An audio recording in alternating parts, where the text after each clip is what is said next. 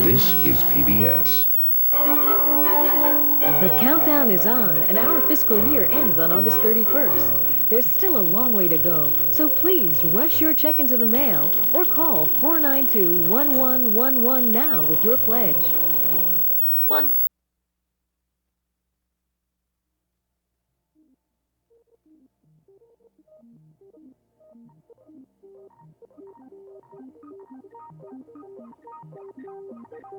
Counting down to the end of the fiscal year. Be part of the excitement. Join us in August.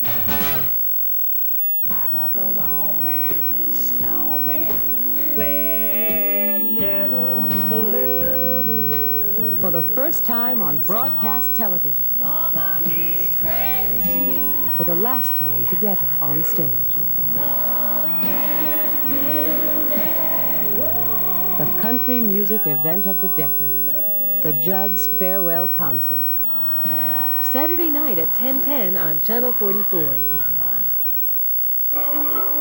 Just a reminder that time is short and there is still a lot of money to raise. So help us close this gap and end our fiscal year on target. Mail your check or make your pledge now.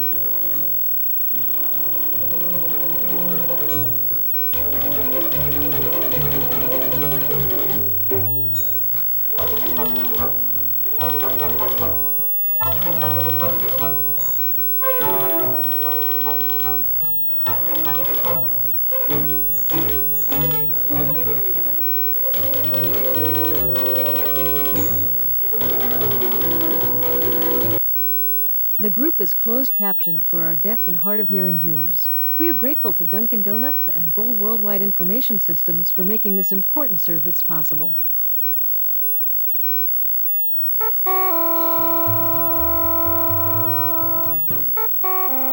Plagiarism is an ugly word, and it's a word that is totally misapplied in this case. This is a very simple issue. You cannot copyright history. No one can copyright fact. If Manchester or any other author or any newspaper publishes a fact, once that fact is published, even if it's a direct quotation, it is then available in the public domain for any other author, journalist, magazine writer to use in any way he or she sees fit.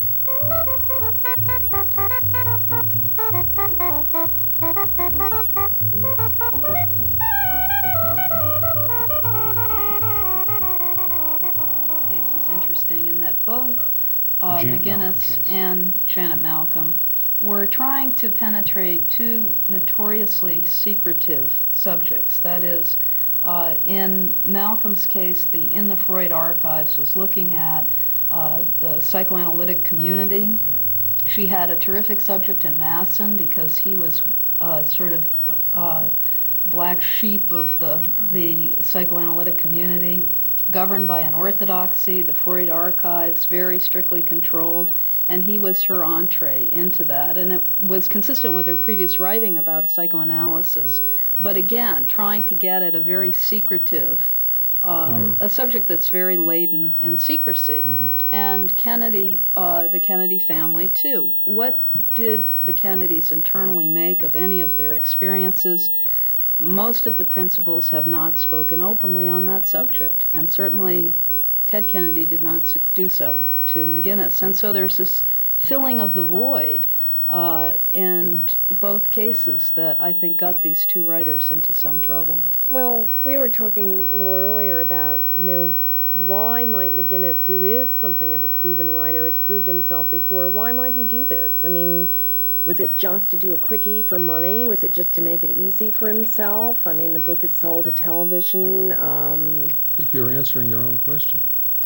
I mean, Dr. Johnson said a man would have to be a blockhead to write for any reason other than money. And Mr. McGinniss, it seems to me we have a sufficient motive here in $1 million advance. I mean, let's look at it this way.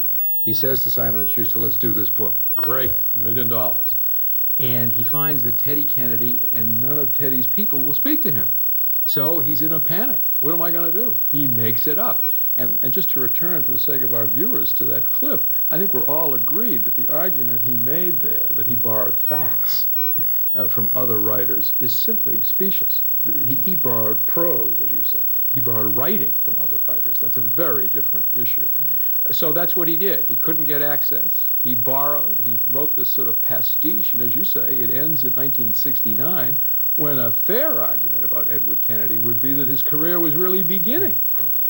So the whole thing has the look of a sort of, well, we got the mini-series signed up, we'll create a bonfire of publicity, and who will care about it? Exactly. You know, the public will buy it. It's not even faction, it's flaction. Well, I love that word. I had to. I still, why the self-righteousness then? In other words, why not just be disingenuous and say, look, I went for the money, and this is the way I think the American public wants its history, and this is the way I'm going to dole it out, and it's going to be exciting, and it's going to be just like the movie of the week. There's nothing wrong. I would find that intellectually honest. And sure, I cracked a few eggs to make the omelet, but I'm no historian. I'm basically a popularizer of American cultural life, and that's what I've done. Well, I would have said, well, I don't like the standards that you're holding up for. The whole tragedy here is there's no longer a bright line between a journalist and an author. I mean, a journalist was one who got the facts right, and an author was one who was writing fiction. And so if you're going to be both, then you better take, either you've got two incredible standards to hold up, or you've got two standards to drop down. Well, there is a standard that yokes them both. The biographer, who's a kind of, or the historian, who's a sort of journalist and a sort of novelist. But not looking for flaction, though. No, that's true. And this is a goal, you see. If he'd been saying, this is flaction, I'm proud of it, I'm not ashamed of it. People love flaction. They buy the, they buy the Enquirer. And, yes, but he would have had to get off his high horse. You're absolutely right. Well, that's he wants his money and his dignity. It's hard to do that in America. How high is his horse? I mean, there's an honorable tradition in this country and elsewhere to write popular biography and popular history. You don't have to be a professional historian or an academic to write a good book that the public will enjoy reading and that will edify and be entertaining and so forth. That seems to me a very different proposition than what McGinniss has been accused of, and I think we should emphasize that this is yet to be demonstrated in any kind of detail. I frankly have not found the little excerpts quoted all that compelling so far, but it may be far more extensive than has been reported in the newspaper. But in any case, we can ask ourselves, having done that, is it a good book? And the answer is no. It says nothing that we didn't know. Anyone in the United States who's literate knows about as much about the Kennedys. The details are filled in this book. And I think it fails in that sense, whatever. So he Even doesn't as a read. He doesn't have to be on a high horse of scholarly standards. All the more reason to be on a high horse. For a second, the audience for the book and the audience for whatever may come after the book, i.e. the TV film, and has there really been a vast outcry about this? No, I don't think so. I mean, Manchester is threatening to sue and talking to his lawyer, but I think the audience for such books and the audience for such made-for-TV films is now accepting alteration, imaginary situations. I mean, how many films have we seen about the Kennedys? I mean, the Oliver Stone film about JFK, which suggested that there was a conspiracy. I mean, that has never been proven. It's never been proved. We've seen recreations of Bobby Kennedy and Jackie, and we've seen, but the audience, I think audiences are becoming more accepting of this looseness of the docudrama of the documentation. But give the popular audience its credit. It still has a certain degree of standards, and that the book isn't selling. Apparently it's not. even failing at what it in effect set out to do, which is just to provide this sort of good read, this trashy, factional, factual novel about the Kennedys. The publisher just may have misgauged the popularity of Teddy Kennedy or of him as a subject at a time when I think he's become a less controversial person. I mean, he's married again. I mean, I think in the public's mind, and he's been, he had that sort of moment when he said, yes, I was a bad boy, and now I'm going to, mend my ways. And he's perhaps, the popularity of the book may be diminished because he, in fact, has, adopted a of its more altitude. acceptable Right. But way of life. Come back to the standard that we want. I mean, we Americans want. What do we want from journalists and authors? I think we certainly do want accessible history. I mean, we do want that, and a lot of history isn't accessible. So that, in that sense, we should reward someone who makes history accessible to people, and they're going to read it. But we've seen a lot of people who've been able to do that without either doing no original researches, not even looking at secondary source material. I mean, actual papers and letters and stuff. We've had a lot of great accessible biographies that did that and didn't. And were very accessible. And we didn't have an author that says that this is actually a standard to which others should aspire. I mean, he says these facts go into the public domain. It's a free-for-all. It's a sort of a shark frenzy. Let the creators who really want to work hard. This is the kind of, we'll follow up, the sort of the jackals after the people who really are willing to do the hard work, and we'll pick the carcasses and claim it as our own. And that's not a standard anybody wants to adhere to. I mean, that's what troubled me. Sure. If he had been, as I said, sort of saying, I did this because I think American readers are fascinated by it. Candid vulgarity. I think they want to know what I think happened, and this is my opinion of what happened. Right. Well, that's perfectly Sure. candid. What the hell? Yeah. Let the good times roll. If the buyers, that's the marketplace controlling. But it's this kind of. I do have a standard, and it's a good standard, and anybody who criticizes me is basically either a spoilsport or should adhere to my standard. Right, Now, what happens when people take his stuff The is going to coinage- be the acid test, and you know damn well what's going to happen when people take big chunks of his work. Among the people, and maybe Daphne, you can speak to this, are people in publishing. What has happened when Simon & Schuster, but really, Simon & Schuster is now Paramount Communications. So what used to be a publishing house, and a publishing house not considered among the best in terms of literary quality, a publishing house is now an adjunct of a vast communications Hollywood-based I really industry. do think this is a very interesting avenue. Have publishing standards just gone out the window? Well, I don't think they've quote gone out. I mean, I think people may have a misguided idea of how carefully editors in fact do edit. I mean, there are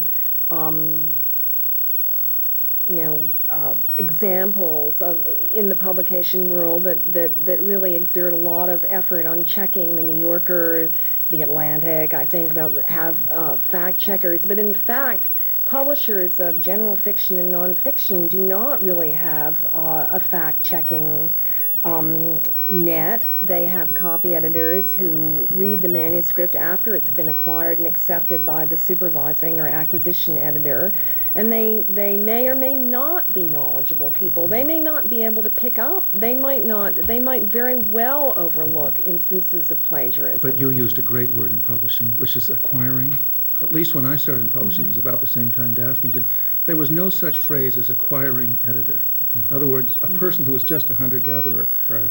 You went out, you found launcher. a big-name celebrity, you got him signed, you moved on to the next one. You never read the manuscript, you didn't work on the manuscript. You just kept lunching and meeting new people, and that really has happened. But I think that's part of it. But then part of what you're saying, Jack, is also true, that publishers have become parts of other companies that include movie and TV outlets. Where standards of docudrama apply. I mean, to the people at Paramount Communications, these are all moot points, aren't they? But you're drawing a real connection between the fact that Paramount owns Simon & Schuster, or that, RCA used to own Random Knopf House. and Random House and so forth. I mean, do you... Hearthstone's Well, I guess I'm putting it out as a question. I mean, I think it's more about the bottom line. I wish we I could agree, get I agree. Paramount to be synergistic. I mean, for those of us who act as agents and lawyers, we don't see any synergy between them. In other words, I would say that if anybody's going to acquire it as a movie of the week, it's going to be a non-Paramount corporation. It will be a non-Paramount. Yeah. I think there's a lot to be said by the conglomerates having an eroding effect on journalistic standards because they're bottom line oriented. And if a group of editors, quote, acquiring editors don't produce a lot of very profitable books in a short time. This is exactly they can the be pressure, history. the kind of pressure. But the idea that they're acquiring properties for their Oh, television no, rights, I'm not, I don't mean to imply that. I'm just basically saying this is the market. Publishing used to have an autonomous set of ethics that that were generated by the respect for the printed word. The respect for the printed word.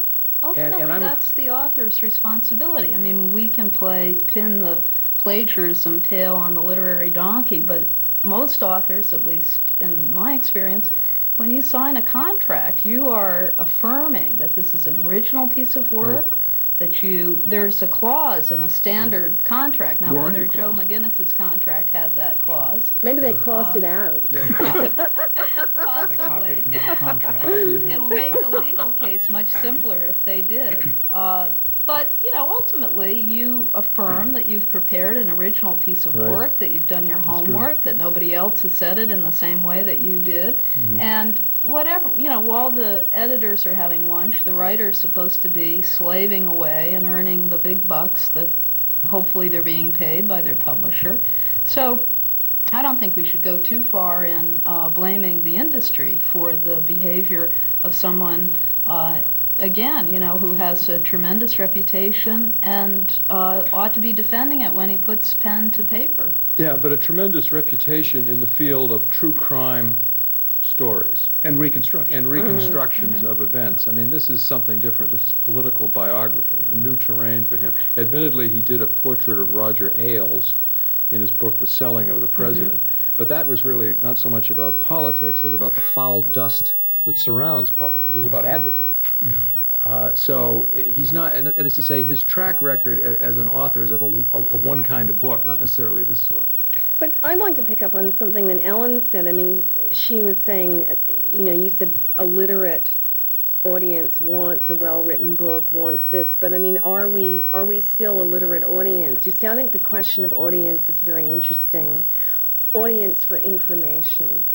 Are we becoming more an audience for information rather than an audience of readers? I mean, isn't that what's happening, i.e. we're getting our information from lots of different sources? But in fairness, isn't he supposed to be a stylist? That's what amused me a little about his criticism of saying Manchester and other people who claimed that some of their work was incorporated into his were just whining because all he's taken was the facts. And he hadn't used the setting and the mood. And yet that's what McGinniss is known for as a stylist, because if it is just a hunger for information, you can get this information just like you had said earlier. It's been available in the Sun and the Inquirer and incidents on airplanes and which girls were at what restaurants. That's been available to the. So.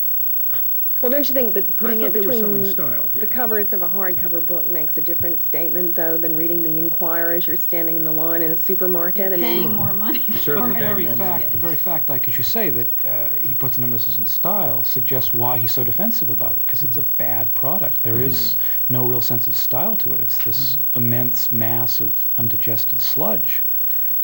And it bears comparison. Several of you compared it to the Nigel Hamilton, JFK, and compared it invidiously. Another comparison is to a book coming out this fall by Richard Reeves, a journalist who's written a lot of books, a Herald Trib reporter, who's written a thing called President Kennedy: Portrait in Power, and I've read it. It's a compelling narrative, but what he takes all the sources that have come before, and he boils them away and just gives you the he said, she said sort of thing, but there's a footnote there. And you say, this source is a conversation with Mary McGrory, this is from Henry Fairley's The Kennedy Promise, this is from Schlesinger's, and what he's done is taken their direct quotes from Kennedy and other people and put them in the narrative as dramatic devices. In other words, rather than saying, as Arthur Schlesinger Jr. wrote in his 1,000 Days, he said he just puts the quote in. Well, that's a perfectly artful use. That's using style to retell in a gripping way the past. It's perfectly defensible. Presumably, McGinniss could have done the same thing. Don't you think that when people have a mean-spirited goal, that it's always reflected? I mean, I look at that biography of Lyndon Johnson, just as the other extreme. The Robert Caro. Absolutely beautifully researched, thousands of footnotes, and yet he wanted to destroy Lyndon Johnson, and yet he did it under the guise of having a kind of a neutral biography of the guy. And I guess my problem is if someone starts out to kind of, it's like being in People magazine. Yeah. I mean, if they wrote an article about the Savior, he would come out tarnished. You know, there's something, I mean, if you start with that point of view that you're really looking for the angle and the expose and the sleaze factor in people's lives. Is that what this book is, in fact? Yeah, well, Sleazy I don't think it tale? has a grand moral scheme. I should admit that only you, Ellen, and you, Mark, have read the book. I didn't think that it really had that quality of a kind of slashing, inhumane. Oh, it was worse than that, portrait. in that it was sort of condescending to Kennedy. And the I one agree, the one yes. recurring theme that does reflect favorably on Kennedy is his deep commitment to civil rights. And what McGinniss does is he speculates that, you know, Teddy as a young boy had always been dumped upon by his family. He'd always been, you know, the youngest and picked upon. Thus, he was able to identify with outsiders in American society. He can't buy a break. The problem with, Right. you raised earlier the question of standards for popular biography, and I think one of the things that McGinniss got in trouble for was posing a question and having it the sort of central organized theme of his book that he could not answer, and that is, what was in the mind of Edward yes. Kennedy? And having no real access to the question that he posed for himself in preparing this book, he made up, it appears, his answer to that, or speculated. Yeah. He would say he gathered the available evidence and then went from there to speculate about. Well, you know, there's another point. I mean, we were talking, I think, before we went on the air about the note in the back of the book that he wrote, I guess at his publisher's request, or they decided it had to be put in because there were so many criticisms. The fact that he apparently makes no attributions in the book, and he's really, he's kind of slapping his brothers in the trade in the face by doing that. I mean, he's kind of, don't you think? I mean, he's sort of saying, well, I took this stuff from you and you and you, and what of it? And he's been defended by some of them. J. Anthony Lucas noted. Yes, Did you right. see that? Yes. I Wrote a forget letter what to his argument the Globe, or was. was it the Times? I don't know. That was strange, because Lucas set a standard for interviewing in depth everybody. Other thing that troubles me, and in a sense we honor this guy a little too much by concentrating totally on him, because it is a genre, I mean, he didn't invent this, is this, if you don't reflect, if you have no time to reflect on what you're writing about, I don't know what is, I mean, you look at the McCullough, you know, you see a work 10 years, and The Truman biography. Yeah, plenty of people have written about Harry Truman very well, including Harry himself, and yet this guy spent a lot of time reflecting on what all of that meant, and then putting obviously his own interpretation. But his interpretation was what incidents in his life formed him, and why they formed him. Not just a list of incidents that were all relatively negative. I mean, you're right about Kennedy. I mean, he has a record in civil rights that is enviable, and he was the first person to talk about health care to enfranchise every American. I mean, these aren't things you can. And stopping of '69, how can you do that? Well, one of the Unless things, you're not going to reflect on the guy at all. well, what's so extraordinary about the Kennedys is that perhaps the Roosevelts come close, but no one can rival the Kennedys for the intersection of historical importance and just pure pulp sensation. And what he's done is that he's gone with the pulp, but he's sort of played up the historical aspect. And that's why it doesn't even work as a read, because he's coming across as this, well, I'm trying to interpret this important figure and da-da-da-da, and he's just giving us, you know, mafia malls and, you know, falling asleep drunk between speeches, and it just, The usual it just doesn't suspect. work. Well, Has any of you read, I mean, this is a little getting a little off the subject, but have any of you read the Joyce Carol Oates little novel about the incident at Chappaquiddick, Blackwater? No. I mean, there's a question, there's an instance of another way of doing it. She A actually did a novelist novel. taking an incident and turning it into a real piece of fiction. I didn't happen to think it was very successful myself, But, you know, that's interesting, though, because as a very young lawyer, I represented Little Brown when we were doing Jack Olson's The Bridge at Chappaquiddick, and we were publishing it as the inquest committee was meeting down on the Cape. And there were all kinds of concerns then about what was called the Reardon Rule that said that if you were publishing something that might influence a judicial proceeding, it might be subject to being actually enjoined from publication. So now Jack writes a lot of popular stuff, Night of the Grizzly and Amityville Horror. But it's interesting to compare, in retrospect, the way he approached that and the way Joe McGinniss has approached this, as I understand it, because I haven't read it. But I mean, Jack spent a ton of time interviewing people. I mean, a ton of time. He's a reporter. And people didn't want to talk to him either. You can imagine how eager Kennedy's entourage was to talk to Jack Olson as the inquest was going. That didn't stop him. I mean, he talked to everybody. Interesting. But he was an like Time Inc. reporter or something, right? And used to get the facts. And That's what I'm McGinniss saying. Are was you a an author. journalist or you're an author? If you're both, then what are your standards? When you're writing a biography, though, I mean, think of the complex